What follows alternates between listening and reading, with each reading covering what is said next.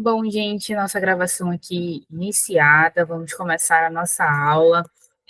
Caso algum colega não conseguiu participar hoje, ou caso ele tenha chegado um pouco atrasado, enfim, pode estar olhando depois a gravação que nós vamos disponibilizar, tudo bem? Então, como eu já mencionei para vocês, hoje a nossa aula é sobre cérebro e aprendizagem, princípios da neurociência, a gente vai focar um pouco mais o que é a neurociência, o que são os neurônios, o que são os lobos cerebrais. Então, hoje também vai ser uma aula bem divertida, bem bacana. Prometo não encher vocês de slide, até porque já são mais de 7 horas, né? Todo mundo deve estar cansado aí, mas fiquem tranquilos que vai ser uma aula bem bacana e bem dinâmica. Bom, começar me apresentando. Vou passar aqui o slide.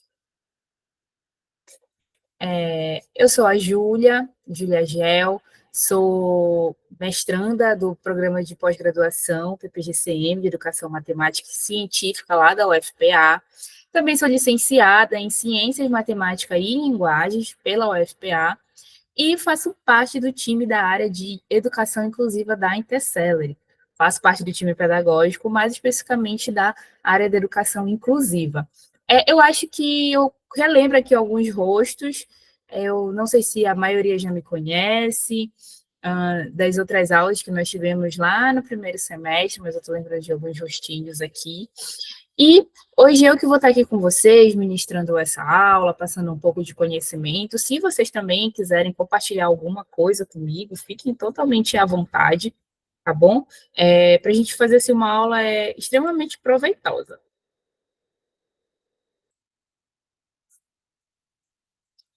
Então, nós vamos iniciar aqui com o que é a neurociência. A neurociência é uma área de conhecimento que se dedica exclusivamente ao estudo do sistema nervoso. Então, esse sistema nervoso, ele é formado pelo cérebro, medula espinhal, nervos, e eles são responsáveis por, assim, todas as nossas funções. Mexer braço, mexer mão, falar, ouvir, olhar. Então, assim, ele é responsável por todo o nosso corpo. A gente está nós estamos aqui, eu estou aqui falando com vocês por causa desses três componentes corporais que nós temos, né? E também é responsável pelos processos cognitivos, desde os mais simples até os mais complexos, como por exemplo, pensamento, emoção e memória. Então, nessa aula de hoje, nós vamos estar explorando diversas coisas sobre a neurociência. Claro, a gente não vai conseguir explorar tudo, porque senão, gente, acho que a gente ficaria aqui um ano debatendo sobre neurociência e a gente não ia terminar nunca. Porque o cérebro, ele é um, até a gente brinca que ele é um músculo dos mais complexos, assim, tem muita coisa assim que a, os estudos ainda não conseguiram encontrar, não conseguiram ter algo racional para se explicar, vamos colocar assim. Então, a gente se pergunta. Então, assim, a neurociência, ela busca entender mais sobre o cérebro, como ele funciona, aí quais são as estruturas cerebrais, como elas se interagem, como é que a gente gera um pensamento, como é que a gente tem sentimento, por que nós temos X comportamentos, né? Então, também tem, assim, como aprendemos e nos lembramos, mecanismos neurais envolvidos nesse processo de aprendizado e memória, como percebemos o mundo, o que são os nossos sentidos, como eles captam essas informações do ambiente, como é que o cérebro processa, né? E também o que acontece no nosso cérebro, porque também existem algumas doenças neurológicas, como, por exemplo, o Alzheimer, o Parkinson, a epilepsia, afeta o funcionamento do nosso cérebro. E também eu vou puxar um pouquinho aqui para a educação inclusiva. Acredita-se que algumas deficiências e transtornos também tenham uma parcela aí de alguma lesão cerebral, algo assim que aconteça até lá no útero da mãe, né? Enfim, questão de genes e tudo mais. Mas para vocês terem uma ideia, o cérebro ele é tão complexo que assim é só aquela teoria, né? A gente não tem a certeza mesmo. Por exemplo, o TEA. Até hoje, ninguém sabe o que de fato acontece para a pessoa nascer com TEA, para a pessoa nascer autista. Existem as, as opções, né, as teorias, né, digamos assim, mas nada assim concreto, né? Então, assim, vocês podem me perguntar, por que a gente vai estudar neurociência? Então, a neurociência ela tem um papel fundamental em diversas áreas, como a medicina, a psicologia, a educação, a tecnologia.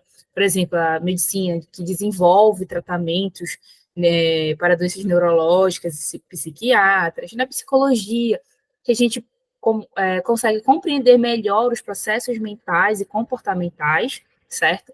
Educação, que também vem criando os métodos de ensino mais eficazes, que são baseados no funcionamento do cérebro. Então, assim, isso eu notei assim, eu disse mais de meu ano de graduação até agora, que a gente está imersa nesse mundo de neurociência. Eu também estava muito na época da minha graduação, né, muito imersa na neuroeducação. Eu precisei estudar a neuroeducação, porque como eu tive, o meu TCC foi baseado em alunos surdos e deficientes intelectuais, então eu precisei buscar muitas informações para eu poder entender o que é a deficiência intelectual, quais são os procedimentos que eu tenho que ter com aqueles alunos, né, e tudo mais. Então, a partir da neurociência, me ajudou muito nesse processo de ensino e aprendizagem para esses alunos. E também a tecnologia, né, que desenvolve interfaces cérebro-computador também e outras tecnologias inovadoras. A gente vê vira e mexe, tem alguma notícia que alguma pessoa paraplégica ou tetraplégica voltou a andar devido a um robô que tem ligação neural, alguma coisa com o cérebro, e aí atinge alguma sinapse, algum neurônio ali, ele consegue ter esse processo, né? Então, em resumo, finalizando essa parte, a neurociência é um campo de estudo extremamente fascinante, é maravilhoso, está em constante evolução e também está aí para nos ajudar a entender melhor a nós mesmos e ao mundo ao nosso redor, certo? Então, aqui nós vamos falar agora um pouco sobre a estrutura do nosso cérebro. Vamos focar muito nos lobos cerebrais, porque, assim, gente, o nosso cérebro é dividido em tantas partes que vocês nem imaginam. Eu acho muito engraçado, porque eu já vi alguns vídeos, né, algumas reportagens de pessoas estudando o cérebro, e quando a gente pensa, nossa, a gente tem tudo isso nesse. E parece pequeno, mas ele não é tão pequeno, viu? E aí eu fico, nossa, o nosso cérebro ele é realmente fascinante. Então, vamos começar aqui com, por exemplo, o que são os lobos cerebrais, né? Eles são divisões do córtex cerebral e a camada externa do cérebro. Então, cada lobo possui a sua função específica e, claro, trabalha em conjunto com outros para se formar a complexidade da mente humana. Então, o lobo frontal trabalha com o lobo parietal, que trabalha com o lobo temporal e o occipital. Então, assim, estão todos sempre trabalhando juntos. Então, por exemplo, o lobo frontal, ele é como se fosse o nosso CEO do cérebro. Ele é responsável ali pelas nossas funções executivas, como, por exemplo, o planejamento, a tomada de decisão, controle de impulsos, a nossa personalidade, movimentos voluntários. Então, assim, quando falar de lobo frontal, a gente já pensa ele como um CEO de uma empresa. É ele que vai definir toda a nossa vida ali, vai definir as nossas estratégias, vai organizar as nossas tarefas, tomar as decisões mais importantes. E quando eu tenho aquela decisão por impulso? Olha, gente, conversa aí com o lóbulo frontal de vocês, viu? Que é ele que está sendo responsável por aquela decisão do impulso. Brincadeira. Então, por exemplo, eu tenho algum problema em caso de lesão no lóbulo frontal. O que vai atingir? Geralmente atinge a dificuldade em se concentrar, mudança de personalidade, impulsividade, problemas de linguagem. Então, quando ele tem alguma lesão, né, enfim, acaba batendo, né, uma lesão muito grave, ele atinge geralmente, são essas especificidades que ele tem. Continuando, nós temos o lobo parietal. Ele é como se fosse o nosso centro de processamento sensorial. Ou seja, ele vai receber e interpretar informações sensoriais, como, por exemplo, o toque, a temperatura, a dor, a posição do nosso corpo no espaço. Então, é tudo ali com o lobo parietal. Então, ele é como se fosse esse centro de controle que recebe as informações, né, de todos os sentidos e vai organizando ali para que possamos entender melhor o mundo. É engraçado que vocês podem pensar, mas nossa, quando eu sinto frio, eu sinto no meu corpo, eu não sinto no meu cérebro. Mas quem está mandando a resposta para você sentir isso no seu corpo é ali o lóbulo parietal, tá bom? Então, ele está ali para regular tudo que nós sentimos, né? Todos os nossos sentidos.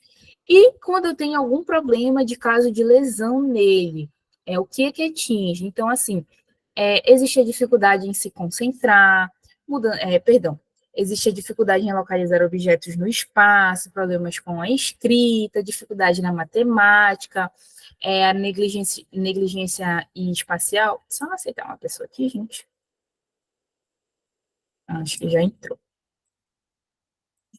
Ah, peraí, hoje eu tô aceitando, né, o pessoal aqui, então, assim, eu paro, né, para não atrapalhar também a explicação para vocês. Então, quando eu tenho algum problema de caso de lesão, certo? Já mencionei, localizar objetos no espaço, esses problemas na escrita, a dificuldade na matemática, por exemplo, a negligência espacial, que é mais ou menos, por exemplo, não notar a parte esquerda do corpo que você está no seu ambiente, ou seja, você não consegue se localizar naquela parte do lado esquerdo do corpo, tá bom? Ou do ambiente que você esteja. O lobo temporal, digamos que ele é o nosso arquivista de memória. Ele é ali o que está responsável com a nossa memória, as nossas emoções, né? A linguagem, o processamento auditivo, né? O que nós escutamos, como eles são os receptores. Então, o lóbulo temporal ele é responsável por isso. Então, vocês podem ver ele assim como um grande arquivo, né, onde guardamos nossas memórias, nossas emoções e conhecimentos. Por exemplo, nossa, vou lembrar de algo que aconteceu há 5 anos atrás. É ali com o lóbulo temporal. Mas, nossa, eu lembrei daquela gafe que eu cometi, com aquele momento ali que me deu uma vergonha, também com o lóbulo temporal, né? Então, quando acontece problemas de alguma lesão, certo? Quando ocorre alguma lesão, ele atinge diretamente a dificuldade de entender a linguagem, problemas de memória, alterações emocionais, as dificuldades em reconhecer o rosto. Então, ali, quando ocorre essa lesão no lobo temporal, atinge essas questões, né? Linguagem, memória, as alterações emocionais, dificuldades em conhecer o rosto, certo? E o lobo occipital, ele vamos colocar assim, um cinema do nosso cérebro. O nosso cérebro ele é praticamente uma empresa, né, que tem cada ali seu espaço, cada coisinha está cuidando de uma função do nosso corpo, de né, de alguma emoção, algum sentimento. Então, assim, o cérebro ele é a nossa empresa, né, ele que manda na gente. Ou melhor, o nosso chefe. Então, o lobo occipital, ele é o cinema do cérebro. Então, ele é responsável por processar as informações visuais, transformando os sinais luminosos em imagens que podemos interpretar. Ou seja, o que nós estamos vendo, o que vocês estão me vendo, e eu estou vendo vocês aqui pela fotinho, né? Tudo mais, estou vendo aqui tudo, do slide, a imagem do cérebro, com o lobo occipital, certo? Então, ele é como assim, a nossa tela de cinema, onde a gente está projetando e estamos vendo, né? Então, ele faz esse reconhecimento junto com os olhos, né? Basicamente assim. Então, em caso de lesão, o que afeta? Então, quando existe a lesão no lobo occipital, existe a dificuldade em reconhecer objetos, Existe a cegueira parcial ou total, que no caso é a cegueira adventícia, ou a cegueira com a perda total. Existe a cegueira, essa parcial, geralmente é aquela que ao longo da vida pode ocorrer a lesão, ou a pessoa já nascer com alguma doença, alguma coisa, e afeta diretamente a isso. Né? E a cegueira total é quando realmente a pessoa já nasce com essa lesão, também, né, vão investigar o que aconteceu, certo? Para investigar o que aconteceu, certo? Então, esses são os nossos lobos. Também temos aqui vou mostrar aqui para vocês, o cerebelo,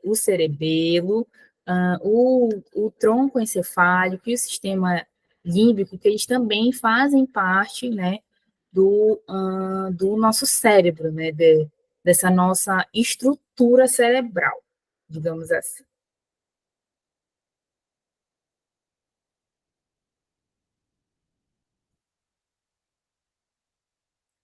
E aí, gente, nós vamos para o que são os neurônios, né?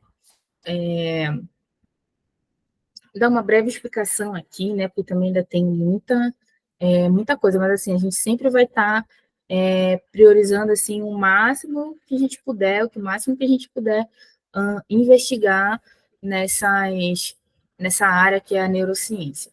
Então, os neurônios, eles são como pequenos computadores, né? Que eles trabalham ali, nos permitem pensar, agir, sentir. Então, assim, pensem que é como a gente que está aqui, eu estou na frente do computador, vocês estão aí no celular, e aí cada um está fazendo uma coisa, por exemplo, um está assistindo a aula, outro pode estar mexendo no WhatsApp, eu estou aqui dando aula para vocês, né? Então, assim, é mais ou menos assim que eles funcionam. Então, eles são unidades básicas do nosso cérebro e sistema nervoso, certo? Então, aqui a gente tem como eles são mais ou menos, né? Que parecem essas árvores, né? Tem vários galhos ali, e eles sempre estão passando as sinapses, né? Que são. Como é que eu posso explicar? Vamos botar como essa faísca de luzinha, né? Que passa de um para o outro, né? Então, imagina eles como as árvores, né? Os detritos são como os galhos que recebem informação de outras árvores, ou seja, toda hora o nosso neurônio está funcionando. Aqui dentro aqui deve estar um monte de neurônio, aí também com você deve estar um monte de neurônio piscando, né? Recebendo informações.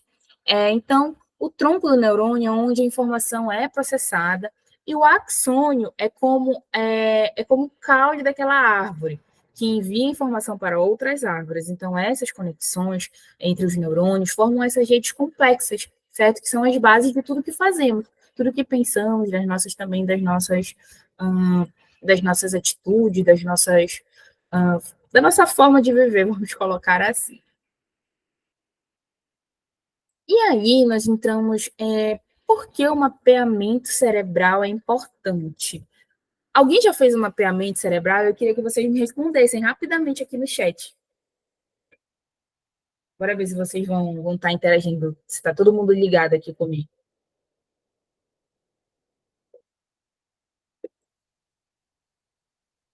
Só vocês me responderem, sim ou não. Olha, Manoel disse que não. Será que vamos ter algum sim? Eu, particularmente, nunca fiz. Olha, Juliane também disse não. Vamos ver se mais alguém responde. Também não, né? Então, acho que aqui quase ninguém fez, né? A Miriam disse aqui que não fez.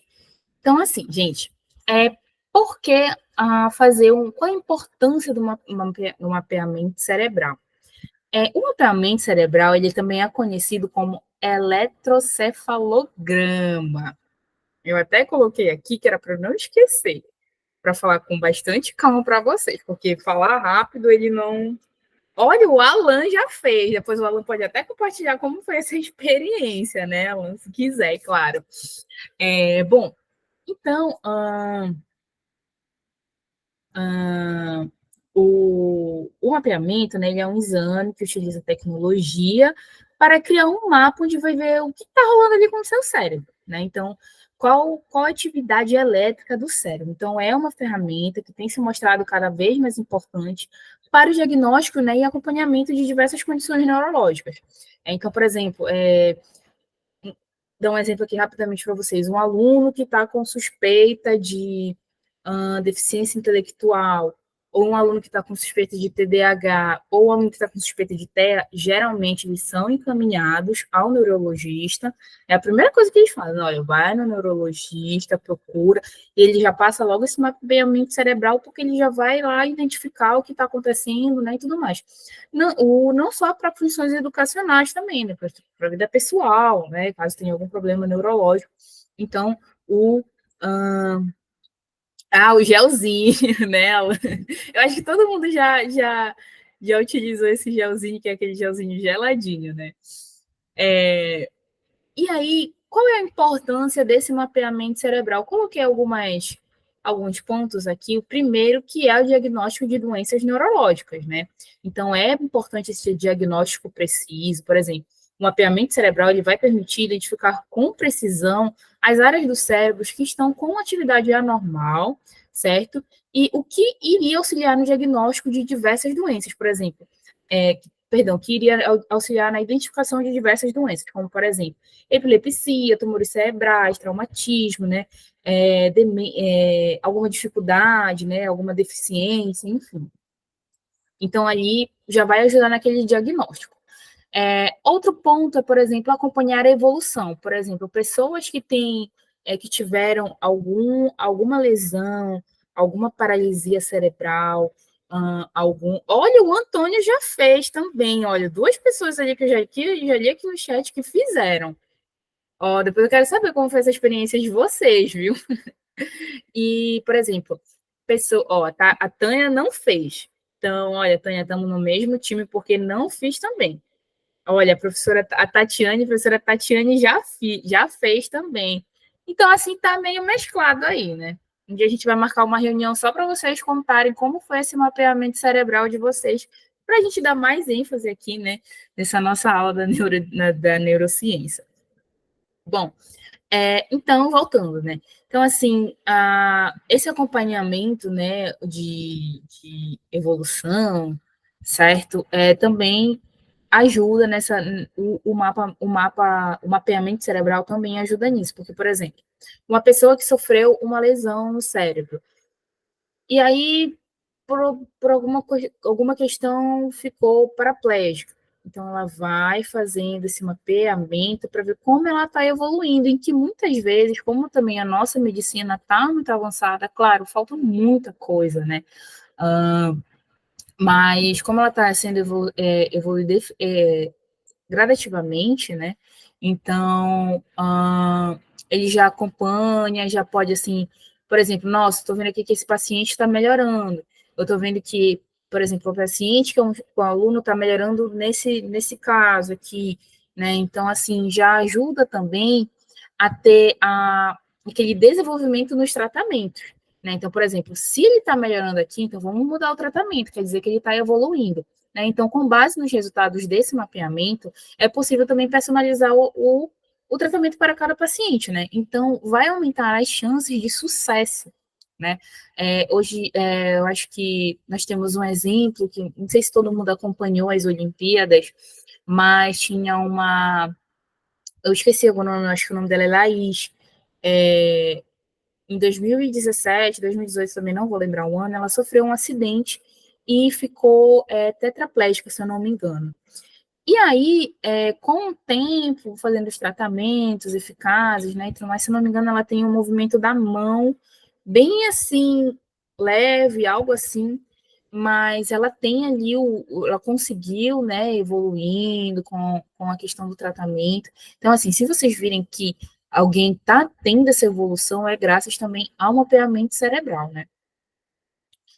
Outro ponto também é a compreensão do aprendizado, porque, por exemplo, ele é uma ferramenta fundamental para pesquisa, então, assim, ajuda a entender o melhor funcionamento do cérebro e também o desenvolvimento de novas terapias. Por exemplo, eu tenho um aluno que é TDAH, ou eu tenho um aluno que tem dislexia, eu acho que assim, a dislexia, ela é assim, uma das que mais se encaixam assim, presente nessa questão da compreensão do aprendizado, né? Como é que o nosso cérebro funciona, porque o aluno, ele vê assim, ele entende, ele vê as letras trocadas, ele tem aquela dificuldade na leitura, ele precisa de um tempo a mais para realizar suas atividades, ele precisa também de um material específico, então, ele também vai ajudar a gente, né, a estar pesquisando mais, a estar evoluindo e a compreender o que aquela pessoa precisa, certo? Olha, o Denilson também já fez. Olha, gente, muita gente já fez aqui, eu espero que tenha dado tudo certo, tá? Tô, tô só brincando com vocês, tá bom? Mas espero que tenha dado tudo certo, que todo mundo esteja ok de saúde, né? E, por fim, é o desenvolvimento de interfaces. Eu coloquei, assim, o cérebro-máquina, porque, assim, o nosso cérebro também é uma máquina, como vocês puderam ver, né? Então, toda hora a gente está tendo essas evoluções, né? Até como lá em cima eu já dei alguns exemplos, né? Que eles criam computadores ou algo assim funcional que necessite da tecnologia justamente para melhorar a vida das pessoas que têm algum tipo de lesão. Então, né? Então, assim, esse desenvolvimento dessas interfaces cérebro-máquina está acontecendo. E assim, gente, eu acredito que lá no futuro a nossa ciência vai evoluir juntamente com a nossa tecnologia. A gente já tem carro que anda sozinho, já está totalmente no automático, né? Então, assim, nada é impossível. Acho que assim, para a tecnologia vai chegar um momento que nada é impossível. Então, por que a neurociência ela é importante, né? Então, primeiramente, já é só retomando, né, a compreensão sobre o cérebro, né, ela busca desvendar esses mecanismos que reagem, por exemplo, o nosso pensamento, a emoção, a memória, a aprendizagem, a consciência, porque, por exemplo, quando nós vamos estudar um cérebro, quando algum médico, vamos colocar como algum pesquisador, ele vai, por exemplo, abrir um cérebro, ali a gente não vê os neurônios, a gente não vê uma sinapse acontecendo, não. Nós precisamos de aparelhos que aparecem para a gente, né? E isso que eu acho fascinante, gente. O cérebro ali, vamos colocar, é um órgão, mas assim, que a gente só consegue ver o que acontece com ele, por exemplo, com o mapeamento cerebral. Ali no visual mesmo, quando nós, né, quando algum pesquisador fatia o cérebro, a gente não consegue ver nada. Então, ela busca, né, desenvolver, então por isso que ela é tão importante, a compreender o funcionamento do cérebro. Então, como entender como ele funciona, né, e, claro, desenvolver tratamentos mais eficazes, que é algo que eu também já falei. Outro ponto, né, que é o aprimoramento à educação. É muito importante a gente ressaltar isso na educação, porque quando nós entendemos o que acontece com o aluno, nós podemos intervir ali e intervir com melhores com uma melhor forma de aprendizado, com o melhor método de ensino, personalizado e adequado para aquele aluno, certo? Porque cada aluno tem a sua maneira de aprender. Então, a neurociência também nos ajuda a ter essa compreensão, a ter esse desenvolvimento nessa área, né, mais eficaz. Outro ponto que também melhora a qualidade de vida. A partir do momento que a pessoa tem ciência do que ela tem, por exemplo, se ela tem um déficit de atenção, tem um TDAH, ou tem outro problema de saúde, né? Então, assim, ela tem esse potencial de transformar a vida daquela pessoa de acordo com o que que ela vai necessitar, ou seja, melhorando a qualidade de vida. Por exemplo, como eu dei um exemplo daquela acho que ela isca, né, que sofreu uma lesão, ficou tetraplégica e tudo mais, ela não foi criada aquela cadeira de rodas, né? Um exemplo, acho que assim, um dos maiores exemplos é o o Stephen Hawking, né, que já nos deixou, mas que ele sofreu uma doença neurológica, né, que foi assim gradativamente, era uma doença assim irreversível. Quem não assistiu o filme dele, assista também, que é muito bacana, que mostra mais sobre isso, que é a teoria de tudo. Então, assim, é um filme muito bacana, mostra esse lado da vida dele. Mostra também algumas tecnologias que, na época, ele precisou para poder se comunicar. Então, por meio disso, por meio da neurociência, das pesquisas, né, enfim, foi possível criar a, aquela tecnologia para ele, certo? E, por fim, como eu falei, né, já até adiantei a criação de tecnologias inovadoras, por exemplo, que lembra do Stephen Hawking, que ele não tinha o movimento da boca, ele conseguia ter, eu acho que, o movimento das mãos, que ele andava na cadeira, né, projetada para ele, e ali um aparelho que também estava conectado com o cérebro dele, não vou lembrar com detalhes para vocês, mas que transmitia a linguagem dele, né, tanto que ele escreveu vários outros livros dessa forma, utilizando essas nossas tecnologias, né. E um outro ponto que também não está aí, que é também a neurociência, ela tenta desvendar os mistérios da nossa mente, né? Então, por exemplo, o que é a consciência? Como é que a memória funciona? Onde é que a memória está no nosso cérebro?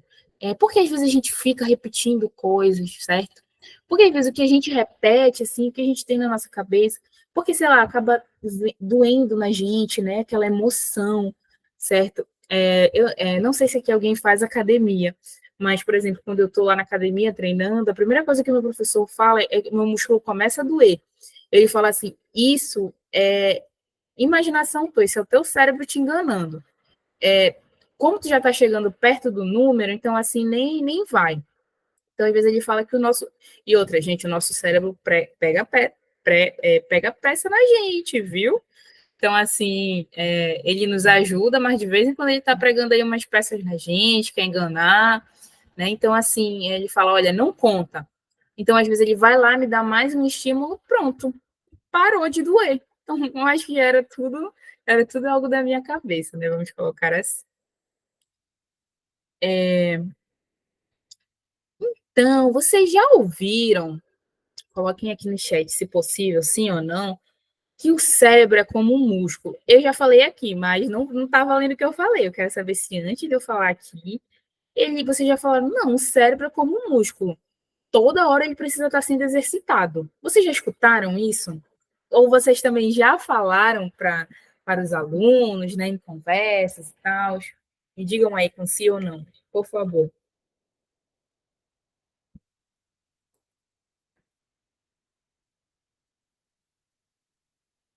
Sim, né? Acho que a grande maioria, a, a Miriam, a Tânia, a Manuela, então a gente já escutou isso, né? Então, por que disso? Por que essa comparação? No nosso próximo encontro, nós vamos também falar um pouco mais sobre a plasticidade cerebral. Vou dar aqui só um pequeno, né, uma pequena introdução, mas lá na próxima aula a gente vai falar um pouco mais, né? Também vamos falar como, digamos assim, vamos colocar entre aspas, como aumentar essa plasticidade também, como exercitar bastante o nosso cérebro, né? Então, tanto o cérebro quanto os músculos, eles são plásticos, ou seja, toda hora eles estão se modificando. Por isso que quando a gente vai para a academia, a gente começa a treinar, começa a ter uma alimentação saudável, e isso tudo também influencia o nosso cérebro, viu, gente? Ter uma alimentação saudável, praticar exercícios, eu não digo só musculação, fazer uma caminhada, fazer uma bicicleta, ou só ir caminhando ali devagarzinho, ou correr, enfim, isso também ajuda o nosso cérebro a se exercitar, né? Então, ele é como um músculo. Então, toda hora ele está modificando quando nós o usamos, né? Olha, por exemplo, o nosso cérebro ele nos prega muita peça. Por exemplo, eu vou lançar esse teste aí para vocês. E aí na próxima aula, quem fizer, me lembrem também, quem puder me lembrar.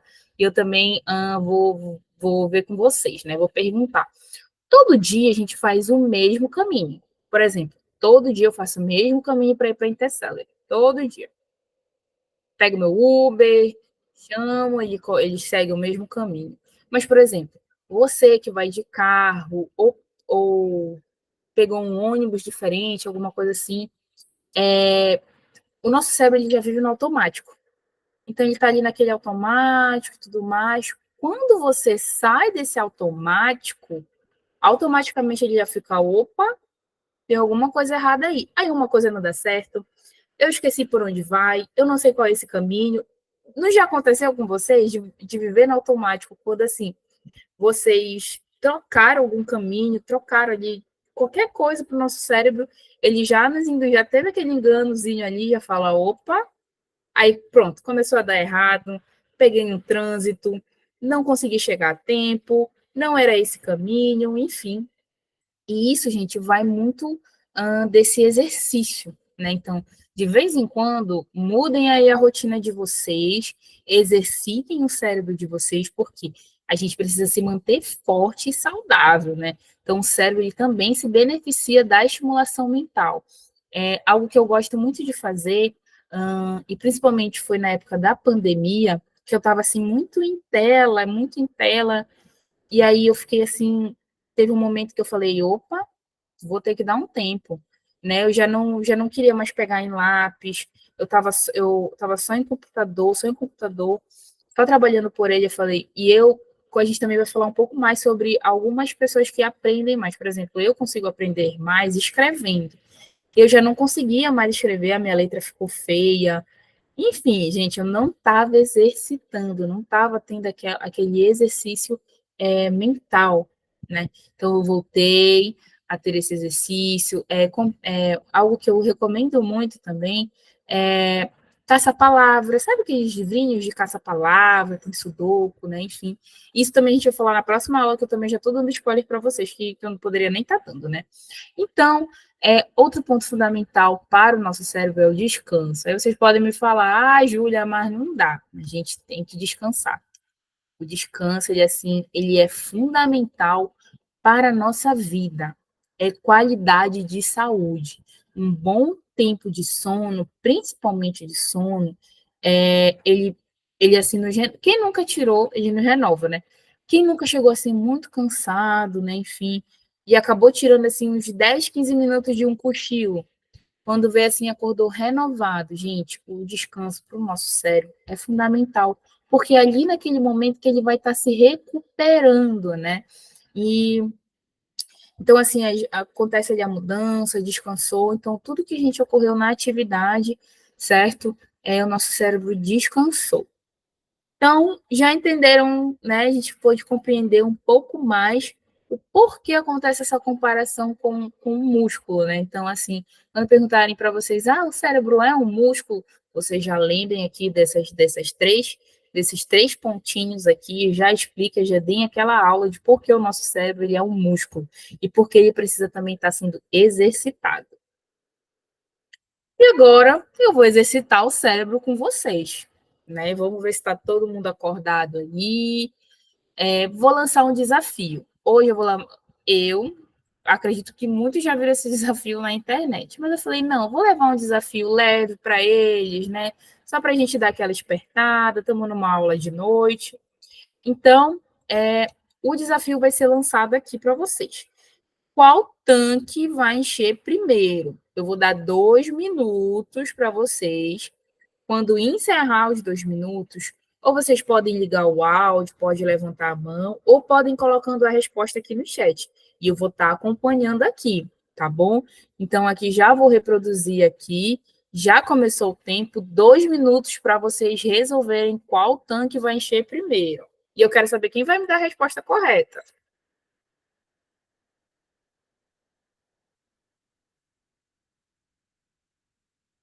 Isso, Alan, pode ser aqui no chat, ou se você quiser ligar o microfone para falar ao final, mas eu acho que para facilitar todo mundo aqui, pode colocar no chat, tá bom? A Alissa disse G. Será? Olha, vocês ainda têm aí 1 minuto e meio. Podem colocar no chat, tá, gente? Sem problemas.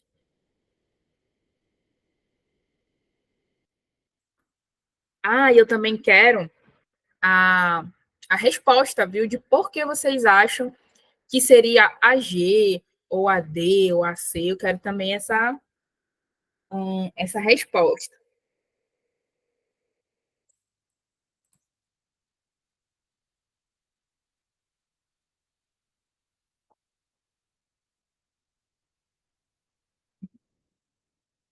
Vai finalizar na G. Por que, que vai finalizar na G, hein? E não adianta falar, porque sim. Não adianta falar isso.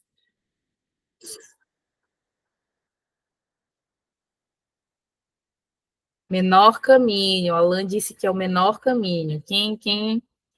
Bora ver outro. Acho que olha, tá acabando, gente. Resposta C. Vieram com J. Que mais? Quem dá mais? Já vai acabar.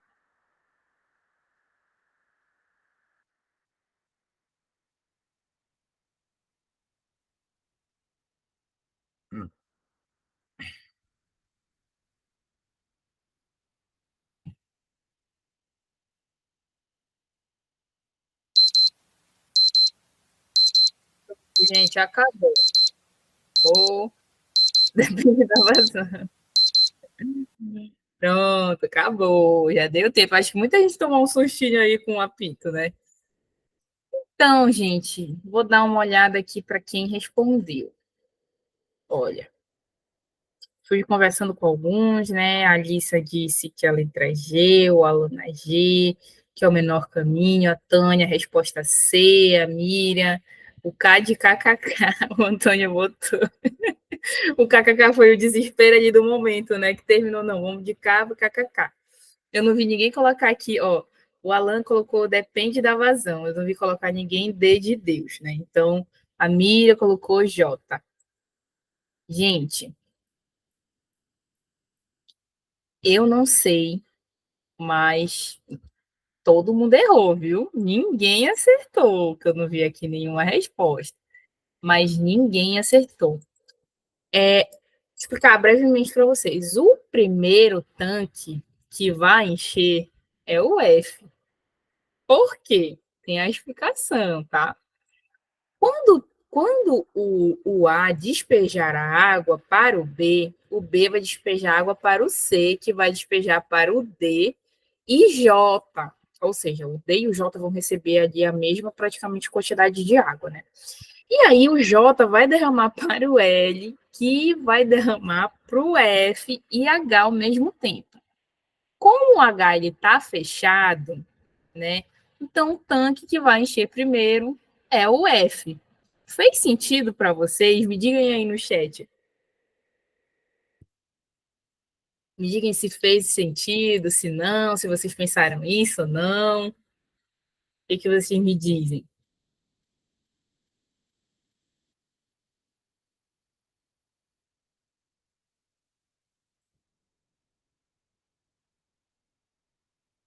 Bom, enquanto vocês coloquem aí no chat, né? Então, só finalizando. Então, assim, quando a gente fala que o cérebro precisa ser exercitado, esse daqui foi um exemplo, né? Foi assim um desafio mental para vocês, rapidamente aqui. Então, assim, quando a gente fala em exercitar, é porque a gente está se referindo à importância de estimular as funções cognitivas, né? Por exemplo, através de atividades. Exemplo, o aprendizado de estudar novas línguas, aprender o instrumento musical, ou resolver quebra-cabeças, ou caçar palavras, né? Por exemplo, uma coisa quando a gente aprende inglês, ou qualquer língua estrangeira, ele fala, gente, treinem. Tem que treinar, conversem, escutem podcasts, vejam vídeo, assistam filmes em inglês e tudo mais, porque isso vai ajudar nesse processo, né? Ah, também tem a leitura, que é em ler livros, artigos, notícias, né? Ah, como eu falei, a interação social, que é conversar com outras pessoas, participar de debates, atividades em grupos, né? Também estimular a criatividade, né? Através de atividades artísticas, como pintura, escrita, ou música, né? E também os exercícios físicos, né? Que praticar regularmente o exercício físico aumenta o fluxo sanguíneo, né, para o cérebro e estimula essa produção de neurotransmissores, né? Não só como eles, como também substâncias químicas que auxiliam na comunicação entre os neurônios. Então, é basicamente isso. Ou seja, gente, embora o cérebro ele não seja um músculo, né, aquele músculo de fato, ele se beneficia dos estímulos que nós damos para eles, né, os desafios. Por isso que quando eu falei de vocês, para muitas vezes quebrar a rotina, que é justamente para não ficar só aquela mesmice, né, todo dia e tudo mais, não, vamos fazer uma diferente, vamos praticar alguma coisa nova, né, que vai estimular o nosso cérebro, justamente para às vezes a gente não cair naquele declínio cognitivo, vamos colocar assim, né? E aí vai melhorando a nossa qualidade de vida, né? Enfim. Olha, eu não vi vocês me responderem.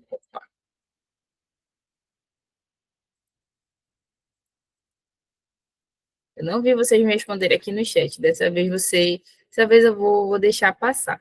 Ó, alguns me responderam aqui. Ah, tá. Agora que eu vi. Desculpa, gente, porque não apareceu aqui no meu mini quadradinho. Então, olha, a Jéssica disse sim, o Alan, agora que vi, olha, será que vocês agora que vi? Então, a linha fechando o cano que vai do C para o D. Olha aí, gente. O D está fechado também. Ó, é muito bacana os raciocínios lógicos, né? E é exatamente o que o Antônio disse. É difícil porque a gente não está habituado a exercitar muito o nosso cérebro. Então, a gente, às vezes, deixa passar uma minuciosidade, né? Rapidinho ali. Por exemplo, o jogo dos 7 erros. Quem nunca foi pego no jogo dos 7 erros? Ou aquele caça-palavra que eu acho que aconteceu já muito. Não sei se já aconteceu com vocês, mas comigo já aconteceu muito. Estou fazendo ali meu caça-palavras, me prendi numa palavra. E geralmente, gente, é a última palavra. É selado isso acontecer. E aí eu falo, caramba! Aí eu acho a palavra, eu falo, gente, eu não acredito que estava aqui na minha frente. É o nosso cérebro enganando a gente, viu? Assim também, como tem aquele exercício que a gente precisa falar, tem as palavras coloridas, nós precisamos falar as palavras, mas não podemos nós temos que falar as cores e não as palavras, perdão. Quem nunca viu esse exercício também, quem nunca caiu nele, não é mesmo? Então, gente, continuando aqui, a gente já vai também estar caminhando para o final da nossa aula. A neurociência e as diferentes formas de aprender. Cada um tem a sua forma de aprender, por exemplo, seja no visual, são aquelas pessoas que aprendem melhor olhando imagens, gráficos, representações visuais, tá bom? Eu sou uma dessa. Eu, assim, eu sou também uma professora que sou muito do visual, sou muito ali do vamos colocar assim, pé no chão, vamos trabalhar, vamos exercitar, vamos utilizar jogos. Eu sou assim muito da ludicidade, gente. Tanto que o meu mestrado, o meu TCC, eu tudo utilizei a ludicidade, né, com os meus alunos com deficiência. Então, assim, eu gosto da bagunça em sala de aula. Sim. Tem aqueles sinestésicos, que são aqueles que preferem aprender fazendo, né? Então, experimentando, movimentando, que é mais ou menos o que eu uso com os meus alunos, né?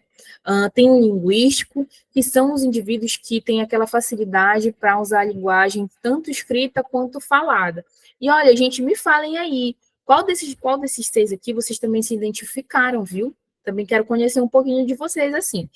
E o auditivo, que são aqueles indivíduos que retêm melhor a informação quando eles escutam, quando tem aquela explicação, quando tem uma palestra, quando assiste uma videoaula, né? Eu vou contar essa experiência para vocês. Quando eu estava lá na minha adolescência, né? Enfim, também não sou tão velha, tá? Mas quando eu estava ali no meu ensino médio, eu sempre tinha muita dificuldade de entender o que o professor estava falando quando ele estava ali no quadro, né? Mas quando eu chegava em casa e assistia, por exemplo, uma videoaula, isso acontecia muito em química e física, viu? Eu lembro direitinho.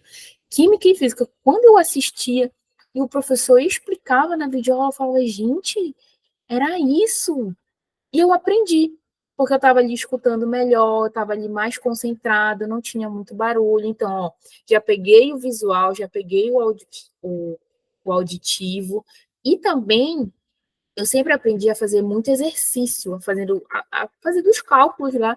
Sempre foi assim, muito mais fácil para mim. Olhar muito a teoria era um pouco cansativo, era um pouco desgastante, né? Mas, enfim. É, tem as pessoas que são mais, assim, uma forma de aprender lógico, matemática, que, por exemplo, são pessoas que gostam de analisar informações, identificar padrões e resolver problemas, né? Então, vamos colocar que são aquelas pessoas mais centradas, né? Querem que elas estão ali certa, vou fazer isso daqui, eu vou resolver esse problema, e aí eu vou conseguir aprender, né? E pessoas com a questão espacial, que são as pessoas com uma boa percepção espacial, que se orientam bem no aprendizado, no ambiente, né? Então, a gente tem esse aprendizado ali no ambiente, certo? O que eles estão fazendo, estão também se movimentando, né? Então, deixa eu ver se vocês colocaram aqui no chat se vocês se identificaram com algum. Olha, o Alan disse que gosta, visual, a Manuela disse, né? Podem colocando aí se vocês se identificaram com algum desses aí, tá? Também trouxe aqui alguns autores para vocês. Olha, o Alan me disse que o tende ao lógico, a Miriam até acho que estou falando certo, tá? A Miriam também se considera visual. Então, a Helvis ela é uma autora que trata sobre essa questão da neurociência, também mais especificamente, ela também entra muito no campo da neuroeducação. É, ela diz que a memória ela tem uma função importante no cérebro, pois ela diretamente está ligada ao aprendizado e a capacidade de repetir acertos e evitar erros, né? Então, ali, quando a gente tem aquela memória, quando a gente relembra, então, automaticamente a gente mostra que nós aprendemos e temos aquela capacidade de acertar e evitar aqueles erros, né? Mas lembrando de algo, o erro ele é fundamental para a nossa aprendizagem, né? O Fegini, 2019, ele menciona que quando nós refletimos criticamente, os estudantes eles geram alterações cerebrais, né? As ínteres e as multiconexões, que facilitam a passagem de informações.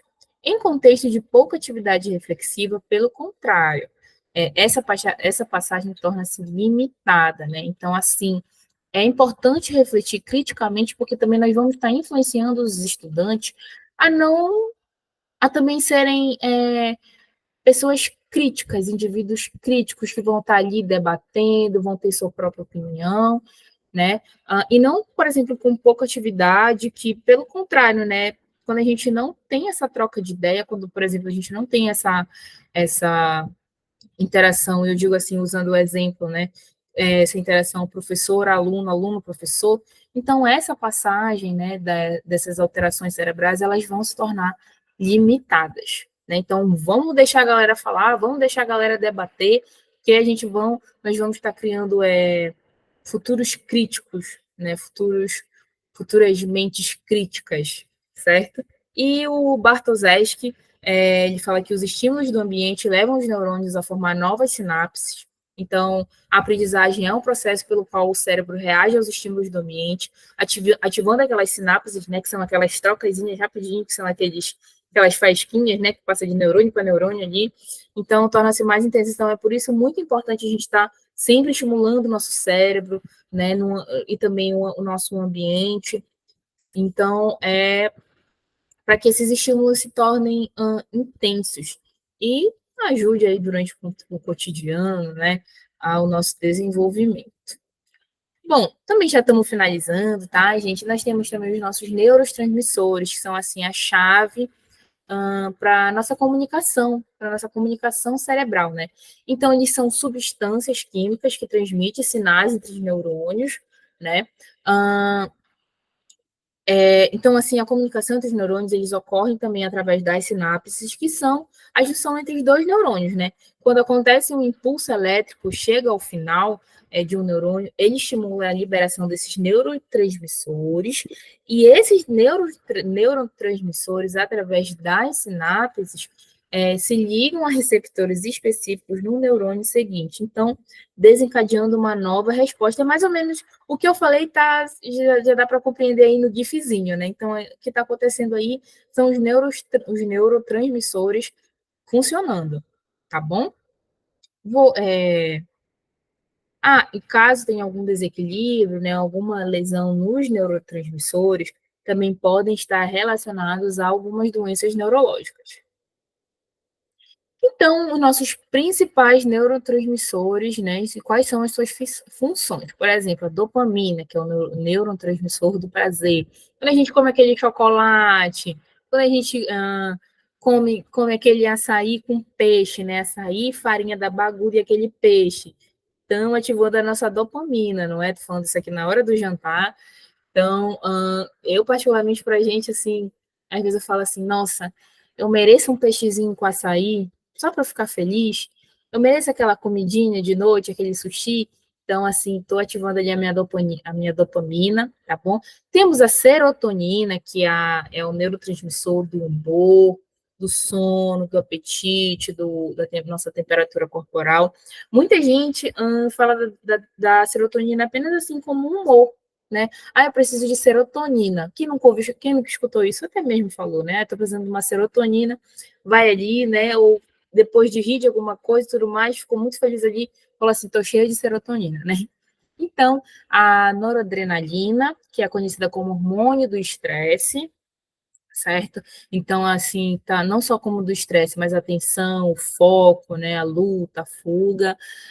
Também temos o GABA, ou ácido aminobutírico, é um pouco difícil, que é um neurotransmissor inibitório do cérebro, ou seja, ele diminui a nossa atividade neural, né? Então, ela está relacionado ao relaxamento, à ansiedade, né? Enfim, quando a gente fica muito calmo, assim, né? Ou muito agitado, é esse neurotransmissor aí que está sendo ativado, né? Tem o glutamato, que é o neurotransmissor exercitatório do cérebro, né? Então, ele aumenta essa atividade neural, né? O que já envolve o envolvimento na aprendizagem e na memória. Ou seja, quando eu passei aquele desafio para vocês, vocês utilizaram bastante o neurotransmissor glutamato, né? Que a gente já envolveu aí a aprendizagem, a memória, né? Enfim. E por fim, temos a acetilcolina, que é responsável por algumas funções. Por exemplo, a memória, o aprendizado, a contração muscular e sono. Então, ela está ali, né, sendo responsável por essas. Opa. E finalizando também, assim, como as emoções influenciam a aprendizagem, né? Só para a gente já terminar. Então, assim, as conexões entre as emoções e a aprendizagem, elas são profundas e complexas, né? Porque, por exemplo, as nossas emoções não são apenas as reações a estímulos externos, né? Por exemplo, nossa, eu vi alguma coisa, eu fiquei alegre. Vi alguma coisa, eu fiquei triste. Eu vi alguma coisa assim, fiquei com medo, ansiosa. Mas também ela nos molda a forma como percebemos e processamos e também armazenamos aquelas informações, né? Gente, eu acho assim que melhor coisa para falar de emoção é realmente o filme Divertidamente. E eu digo para vocês, o filme Divertidamente ele não é só para criança, viu? É para todas as idades. Fui assistir agora o 2. Lembro que eu assisti o primeiro também, bem, né, ali naquela fase da adolescência e tudo mais. Esse 2 eu me identifiquei muito também, viu? Então, de que forma elas influenciam na aprendizagem, né? Por exemplo, na atenção, com aquelas emoções intensas, as positivas ou as negativas, né? Que tendem a direcionar na nossa atenção para determinados estímulos. Né? Então, eles facilitam ou dificultam a aprendizagem de novos conteúdos. A memória, né? Que são muito marcantes, né? O que a gente lembra, né? O que são facilmente lembradas. A amígdala é uma região do cérebro associada às emoções, e elas desempenham um papel crucial na consolidação dessa memória. Como hoje também a gente veio também dar essas noções básicas assim primeiro, eu vou tentar trazer na próxima aula uma foto assim mais detalhada do cérebro, né? Então também tem a motivação, que são as emoções, como, por exemplo, a curiosidade, o interesse, a satisfação, elas nos impulsionam a buscar novos conhecimentos e a ter persistência na nossa aprendizagem, nas nossas atividades, né, e tudo mais. E, por fim, a plasticidade cerebral, que também eu vou deixar aí para a última aula, né, que a gente já conversou, que tem que estar sendo toda hora, como é um músculo, né, colocamos entre aspas um músculo, tem que estar toda hora ali exercitando, né, Então, já deixei aqui, porque esse vai ser o gatilho para a próxima aula, que vai ser a plasticidade cerebral, né? E também as emoções, como tem a interação social, que elas podem influenciar a forma de como interpretamos o mundo ao nosso redor, né? Então, perdão, que desempenha um papel fundamental nessas nossas relações interpessoais, né? Como influenciamos, como nós comunicamos com os outros, né? Como nos lidamos, como aprendemos, né? Enfim. E também temos alguns tipos de emoções, né? Que tem aquela positiva, que é a alegria. Então, sempre tá ali, não, vamos tentar, vamos continuar, parabéns, né? A motivação é muito importante. Tem as emoções negativas, que são o medo, a ansiedade, a frustração. Também pode prejudicar alguma coisa ali, como, por exemplo, a concentração, a memória, a capacidade de resolver problemas. E também as emoções sociais, né? É se sentir conectado e aceito em um ambiente de aprendizagem ou qualquer outro tipo de ambiente, certo? Também pode aumentar a autoestima e a confiança, né? E facilitando aí o cotidiano daquela pessoa, tá bom? E só finalizando aqui, como a citação da Helvis, o conhecimento não possui nenhum sentido na vida do educando. Contudo, se o educador criar novas metodologias visando a integração do educando com o conhecimento, poderá ocorrer uma melhora significativa na qualidade de suas aulas, bem como o resultado final do processo de ensino e aprendizagem. E a melhor parte, né? Já desencadeia aqui o final da nossa aula, que é a frequência. Então, opa, perdão, gente. Então, já apontem a tela aí do seu celular. Vou também estar colocando o link, tá bom, gente? Só um minuto. Vou colocar o link para vocês da frequência. E aí, deu para exercitar hoje o cérebro bacana? Todo mundo gostou? Foi bacana? Gostaram de quando todo mundo gostou? Gostaram da atividade também, né? Me refiro.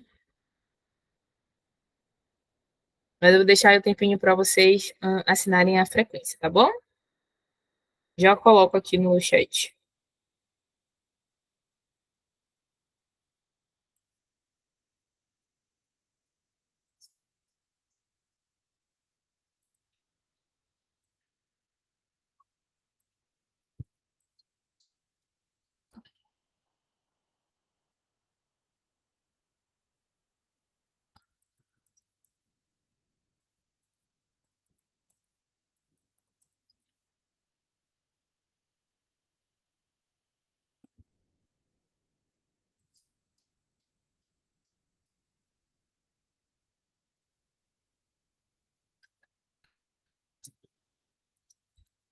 Acho que agora ficou melhor para vocês. Pronto, vou estar fixando aqui o nosso link da frequência.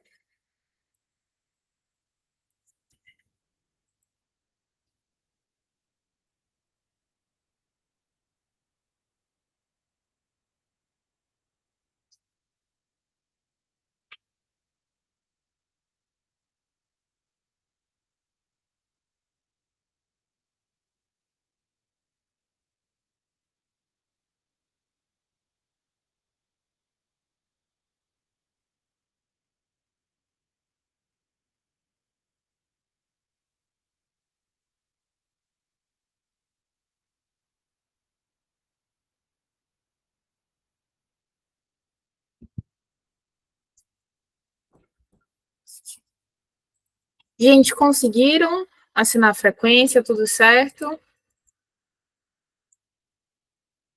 Vou estar parando a gravação.